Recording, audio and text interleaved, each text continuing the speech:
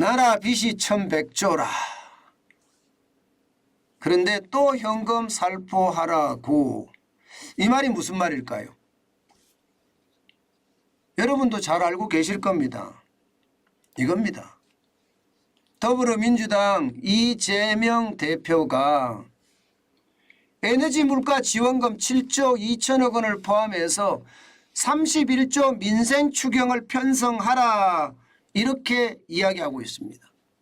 그리고 거대 야당이니까 169석의 거대 야당이니까 이게 뭐 법안도 발의한다고 이야기할 정도입니다. 저는 이것을 보면서요. 더불어민주당이 왜 국민들로부터 외면을 받았을까? 저는 그 생각을 할 수밖에 없거든요. 왜 외면을 받았을까요? 바로 포퓰리즘 아니었나요? 네, 포퓰리즘. 이념에 얽매여서 모든 정책을 펴다 보니까 경제가 완전히 뒤엉켰거든요. 예, 경제가 뒤엉키니까 먹고 살기가 굉장히 힘들어진 겁니다. 그런데 문재인 대통령은 돈 풀어서 이 불만을 사실 잠재웠거든요. 그게 포퓰리즘입니다. 여러분 얼마나 돈을 뿌렸는지 보세요. 현금 살포란 말이 전혀 틀리지 않습니다. 문재인 정부 5년 동안 415조 5천억 원을 뿌렸습니다. 박근혜 정부 4년 동안 170조 4천억 원에 비하면 2배가 아니라 뭐 3배 가까이도 되죠. 2.5배가 되나 2.5배. 이명박 정부 180조 8천억 원에 비해도 마찬가지고요. 노무현 대통령의 143조 2천억보다는 3배가 넘습니다. 게다가 퍼센테이지 보세요. 늘어나는 퍼센테이지 보세요. 박근혜 정부 때는 3.4%밖에 늘어나지 않았지만 문재인 정부 때는 14.46%가 늘어났습니다. 이 말은 여러분 포퓰리즘이 나라를 망쳤다. 저는 이 말하고도 일맥상통하다고 생각을 합니다. 145조 5천억 원을 뿌렸으면 여러분 지금 국가 부채는 어마어마하게 올라간 거예요. 2017년 660조 2천억 원의 국가 부채가 2022년에 보세요. 1068조 8천억까지 늘어났습니다. 그러면 어마어마한 나라 부채를 지게 만든 거죠. 5년 동안에 나라를 덜어먹었습니다. 660조 2천억 원을 1068조 8천억까지 올려놨으니 이거 뭐 나라가 거덜났다 그렇게 생각하는 게 틀리지 않잖아요. 엄청나잖아요. 근데 문제는요. 올해 보세요. 올해 국가 예산을 보면 국가 채무를 보면 이대로 가면요. 1134조 8천억 원이 될 거라고 해요. 1134조. 1100조가 넘어요. 1100조가. 어마어마한 예산이죠. 1100조가 넘는데 이게 GDP라고 하나요?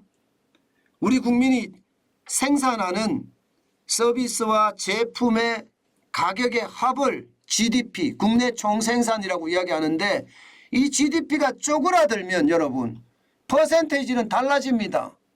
퍼센테이지는 더 아마 지금 49.8%라고 잡았지만 이미 2022년에 50%가 넘어섰을 수도 있습니다. 그만큼 말입니다. 돈 뿌려서 이게 국민들을 무마하려고 했는데 국민들이 그걸 알아버렸네요. 포퓰리즘이 나라를 망친다. 이걸 알아버렸어. 실질적으로 말입니다.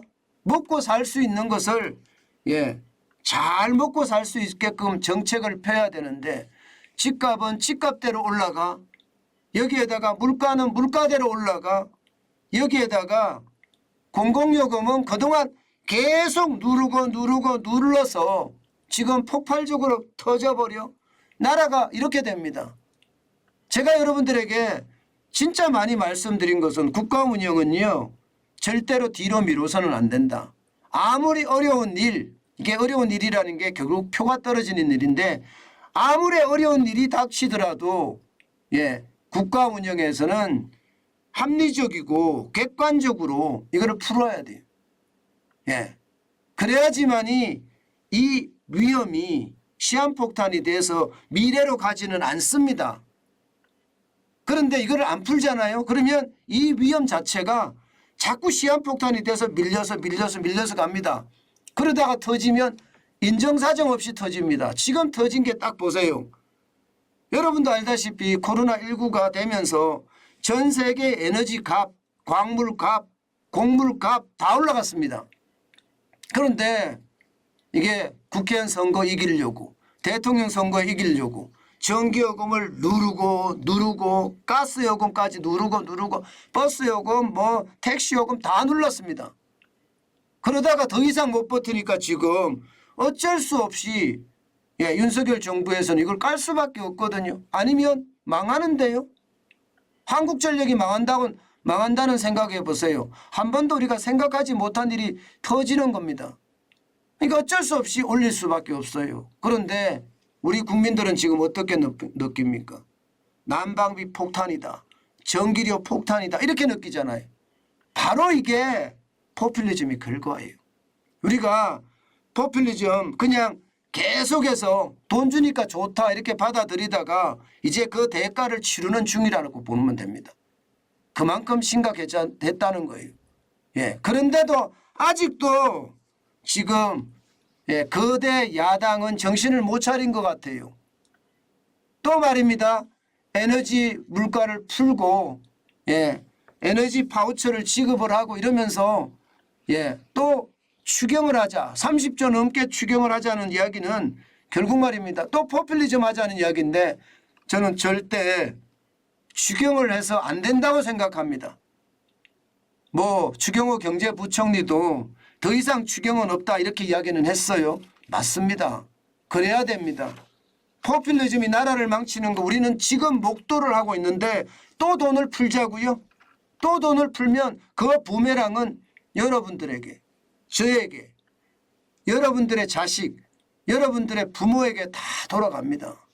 그만큼 부담이 커질 수 있다는 거예요.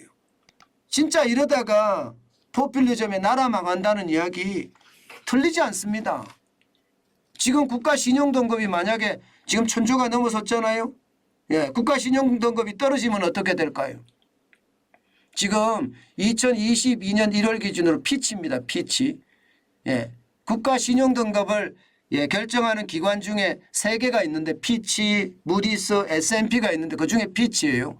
피치는 보시다시피 대한민국의 국가신용등급이 AA-입니다. 만약에 여기서 한 단계 더 떨어진다고 하면 A+입니다. 그럼 중국하고 같아지거든요. 그렇게 돼야 될까요? 저렇게 됐을 때 우리 경제가 과연 버텨낼 수 있을까요? 중국은요. 소비할 수 있는 인구도 있고요. 또 자원도 많이 보유하고 있습니다. 그런 것을 생각하면 여러분 결국 말입니다. 중국은 그나마 버틸 수 있는 힘이 있다 이렇게 이야기할 수 있지만 대한민국이 신용등급이 떨어지면 어떻게 될까요? 당장 말입니다. 국채금리 또 급등하고요. 외국인 자금 이탈하고요. 부작용 진짜 상당하게 일어납니다. 제가 여러분들에게 계속 말씀드렸던 게 있어요. 포퓰리즘이 나라를 망하게 만든다. 그 이야기 진짜입니다. 포퓰리즘은 절대 우리가 용납해서도 안 되고요. 용납하는 순간 그 순간은 달콤합니다. 마약을 하면 그 순간이 달콤하다고 하잖아요. 게임하는 순간에 온갖 실험을 다 잃습니다. 그런데 마약의 약기운이 떨어지면 난리 나죠. 게임을 안 하고 있으면 불안하죠. 마찬가지입니다. 재정도 중독이 됩니다. 그렇게 중독이 되면 결국 말입니다. 나라는 뭐 베네수엘라나 이런 게 문제가 아닙니다. 우리 스스로 일군 나라를 우리 스스로 망가뜨릴 수 있다는 것 저는 또다시 한번 생각을 해봅니다. 여러분 포퓰리즘은 대한민국을 망하게 하는 아편입니다. 절대로 포퓰리즘에 우리가 혹해서는 현혹돼서는 안 됩니다. 그런 프로파간다, 광고 선전전 거기에는 우리 단호히 대응을 해야지 대한민국이 더 강하게 발전할 수 있다는 것 아마 여러분들은 다 잘 알고 계실 겁니다. 포퓰리즘은 우리 사회에 절대 뿌리가 내리게 해서는 안 된다 하는 말씀 다시 한번 올립니다.